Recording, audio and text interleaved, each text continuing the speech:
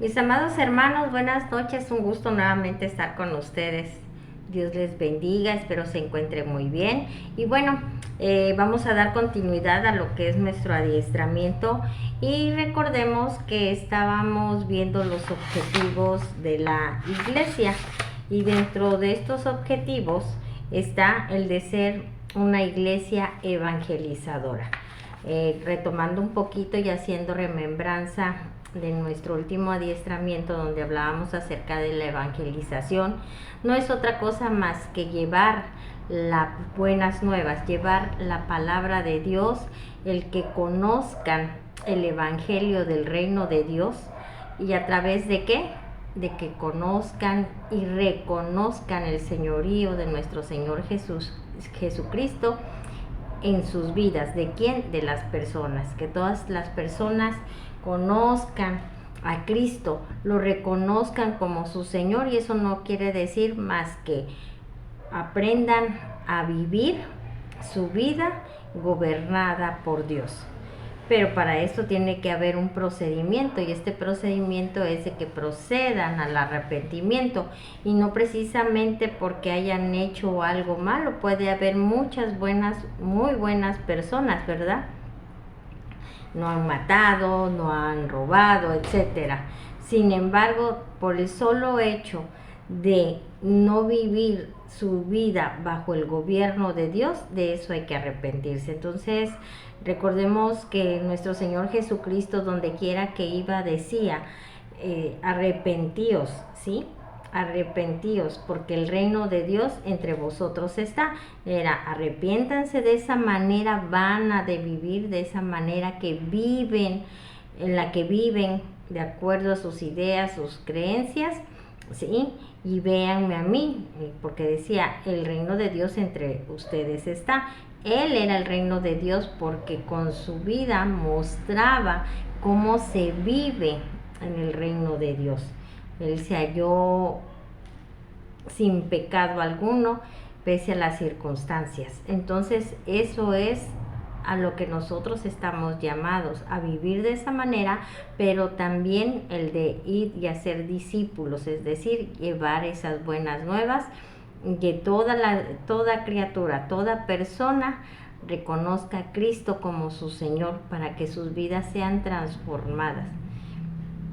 Recordemos que la palabra del Señor dice que nadie llega al Padre si no es a través del Hijo. ¿Y quién es el Hijo? Cristo. Amén, mis hermanos.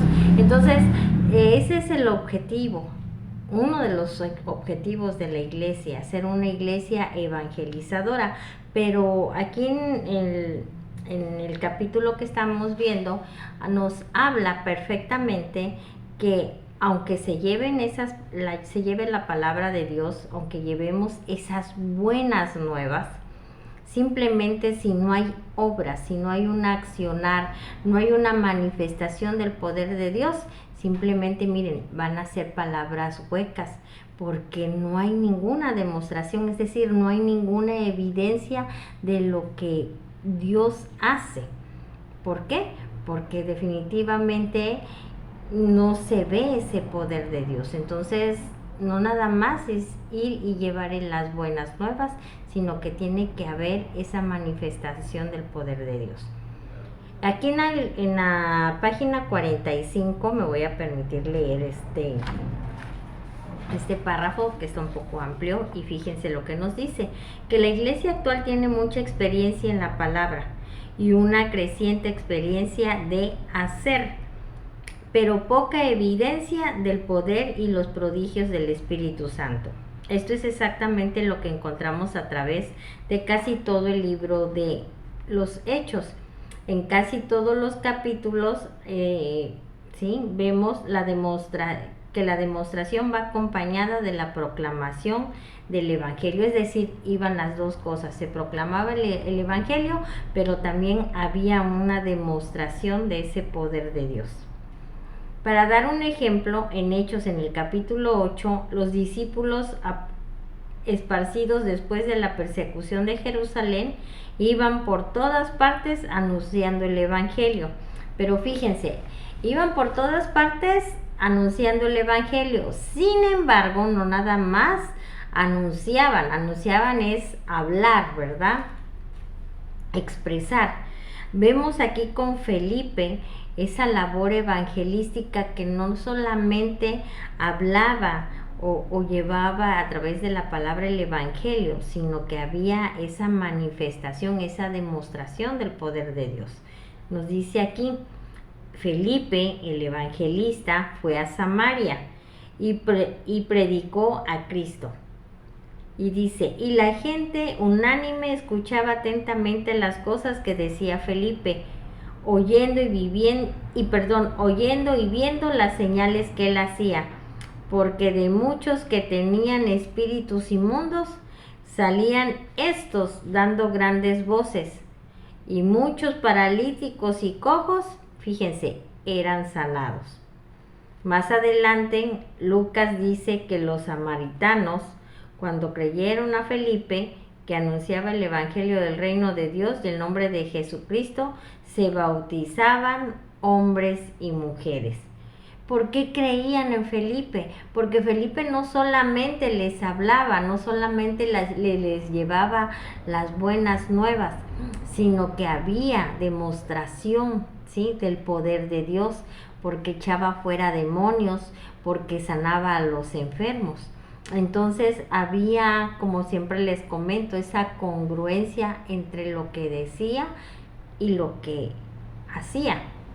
No era simplemente el llevar palabras o llevar una doctrina, por decirlo, enseñarla, sino que aparte de que llevaba y daba a conocer el reino de Dios, también lo demostraba expresando el poder de Dios, como sanando enfermos, liberando a gente que estaba cautiva, o por qué no decirlo de esa manera, endemoniada.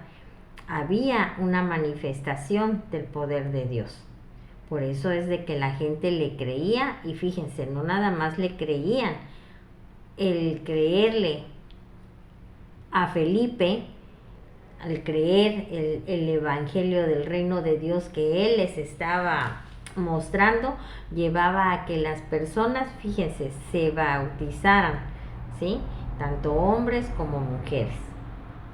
Dice que aquí encontramos un evangelio poderoso, no solo por el fiel anuncio de las buenas nuevas del reino de Dios, sino también por las buenas acciones que acompañaban a las buenas palabras. No nada más era palabrerío, mis hermanos, había un accionar y había una demostración de las acciones, del poder de Dios, de la soberanía de Dios. Amén. Dice que el más significativo de todos los pasajes es quizá el de los Hechos. En Hechos 10, 36, 38 dice que en estos versículos Pedro explica el evangelio en un ambiente que nunca habría imaginado fuera posible. Y fue tanto a gentiles, en casa de un gentil llamado Cornelio. Este notable cruce de barrera entre judíos y gentiles dio autenticidad al mensaje que a continuación sería entregado. Y en una forma realmente sorprendente, Pedro habla acerca de Dios, anunciando el evangelio de la paz por medio de Jesús. Y luego Pedro sigue explicando la palabra que fue anunciada. Dice, como Dios ungió con el Espíritu Santo y con su poder a Jesús de Nazaret, y como éste anduvo haciendo bienes y sanando a todos los oprimidos por el diablo. Pero luego habla en forma concisa acerca de la muerte y la resurrección de Jesús, lo cual fue la acción de Dios evangelizar por medio de su Hijo Jesucristo. Dice que no fue tan solo la proclamación de su palabra que había sido hecha carne, sino de una palabra que era activa y poderosa en la vida de un pueblo necesitado. Este procedimiento es sin duda una parte vital del trabajo evangelístico de Dios en el mundo a través de su Hijo, haciendo bienes y sanando. El evangelismo, sin realidades concretas, se transforma en palabras huecas y sin sentido. Aquí de todo lo que nos dice, nos menciona en este párrafo, el libro, habla de algo bien importante, que llevaba la palabra el Señor, ¿sí? Y que lo llevaba y que daba vida a un pueblo necesitado. Yo les pregunto a ustedes, ¿creen que para este tiempo o en este tiempo la gente no necesita de Dios? Claro que necesita, aún los que dicen que no creen, pero pues necesitan. Aún los que creen en su particular forma de creer, ¿verdad? Lo necesitan, aunque no lo invoquen. Y la verdad hay mucha gente que lo necesita y quisiera poder acercarse a Él, pero muchos no se acercan por pena, porque saben que son convenencieros, que se están acercando al Señor solamente cuando tienen algún problema, cuando tienen alguna necesidad de Él, pero mientras no.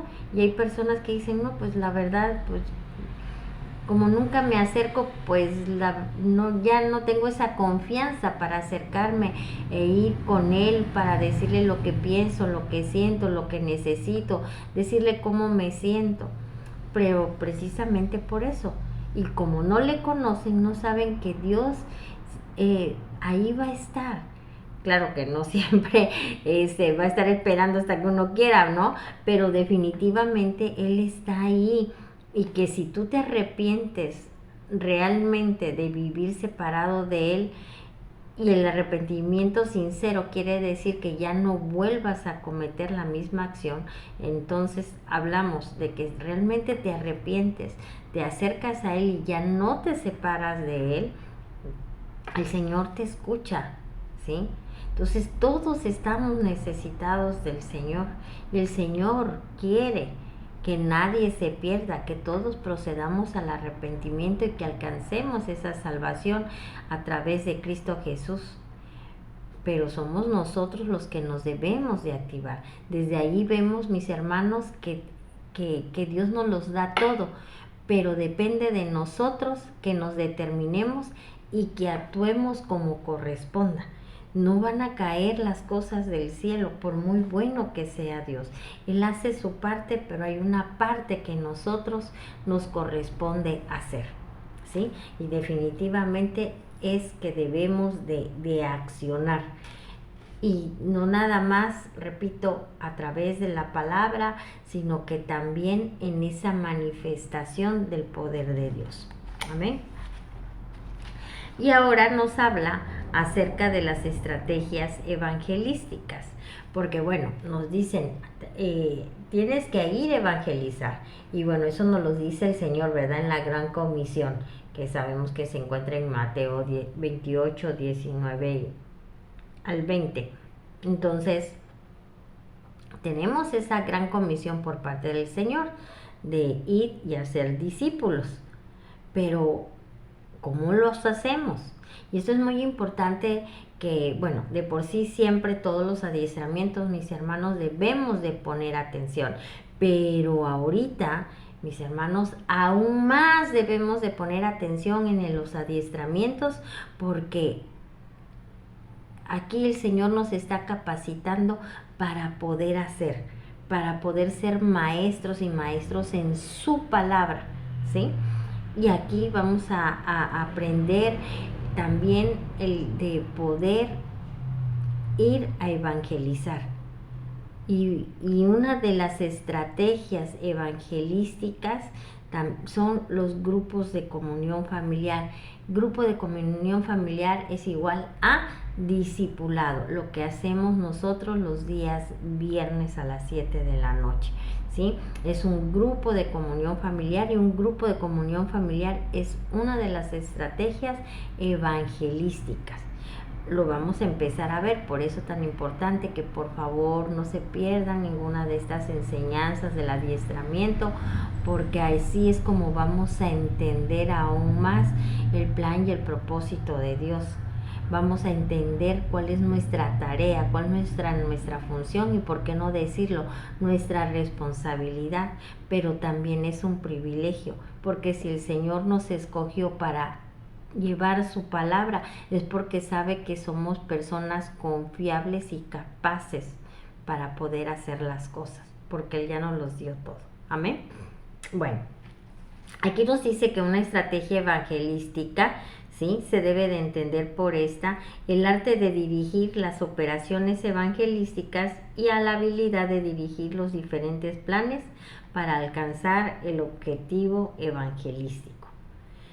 Misión Cristiana del Calvario, o sea, nosotros, la Iglesia Misión Cristiana del Calvario, cuenta con los grupos de comunión familiar como principal estrategia evangelística, por ser una actividad más permanente y continua.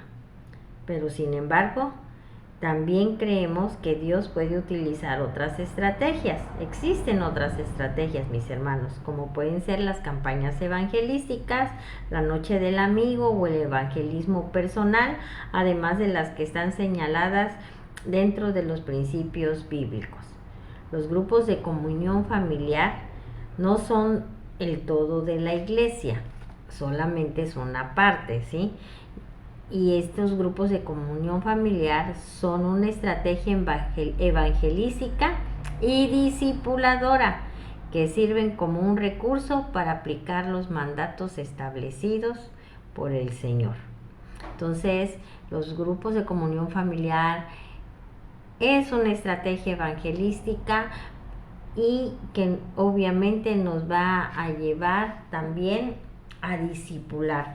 Recordemos que en los grupos de comunión familiar conocemos el carácter de Dios, el carácter de Cristo, y obviamente eso nos va a llevar a que demos a conocer esas buenas nuevas. Nosotros no podemos anunciar algo o promover algo si nosotros mismos no lo hemos probado o no se nota. Por decirlo, un ejemplo, si yo vendiera, por decirlo, productos de belleza para faciales, y sobre todo que para el cutis graso y quitar puntitos negros, etcétera, y yo tuviera toda la cara llena de barritos o de puntos negros o muy grasosa, ¿ustedes me comprarían el producto? No, ¿verdad? O sea, no habría congruencia, porque van a decir, bueno, si tú vendes ese producto, ¿por qué entonces tú tienes tu cutis de esa forma? Lo mismo, mis hermanos, nosotros no estamos vendiendo nada, obviamente no estamos vendiendo a nuestro Señor Jesucristo, pero lo estamos dando a conocer.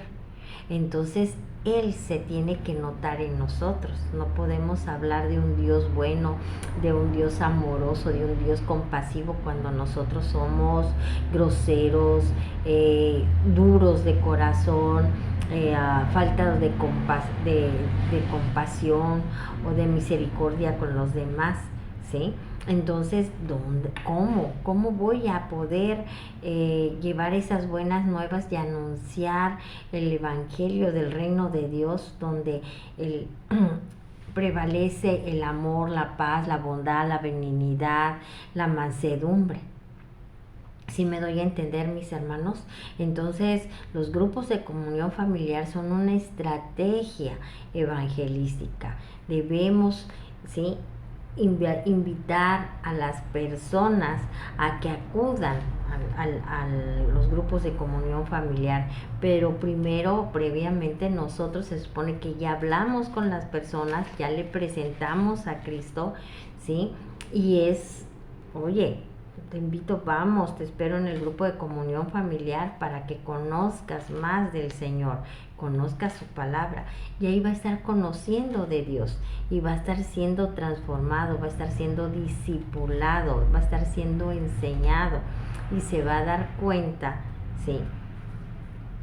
Y va a conocer a Cristo, y se dará cuenta que lo que nosotros le estamos diciendo es una realidad, sobre todo cuando nos han conocido anteriormente y ahora nos ven, pueden notar esa diferencia. Entonces ven que Cristo es real. Entonces, mis hermanos, Y es hora de que nos activemos, por eso es importante que estemos en todas las enseñanzas, poniendo esa atención. Recordemos que ya tenemos la mente de Cristo y entonces solamente es desarrollarla, es activarnos, mis hermanos, para que el propósito de Dios y su plan se cumpla. Y una de esos propósitos es el que tengamos su imagen, pero también su plan es de que alcancemos a todas las naciones para Cristo Jesús. ¿Y cómo va a ser esto? A través de la evangelización. Amén. Bueno, mis hermanos, nos despedimos, nos vemos la próxima semana y muy atentos porque vamos a estar hablando y vamos a aprender acerca de los grupos de comunión familiar, que es el discipulado, y qué es un grupo de comunión familiar, ¿sí? Aparte de que ya sabemos que es una de las principales estrategias de evangelización. Vamos a ver cómo se compone un grupo de comunión familiar, qué es un grupo de comunión familiar, y eso lo debemos de tener bien presente porque los grupos de comunión familiar, miren mis hermanos, son la matriz de donde nacen los discípulos. Amén. Bueno, Dios les bendiga y nos vemos pronto. Bendiciones.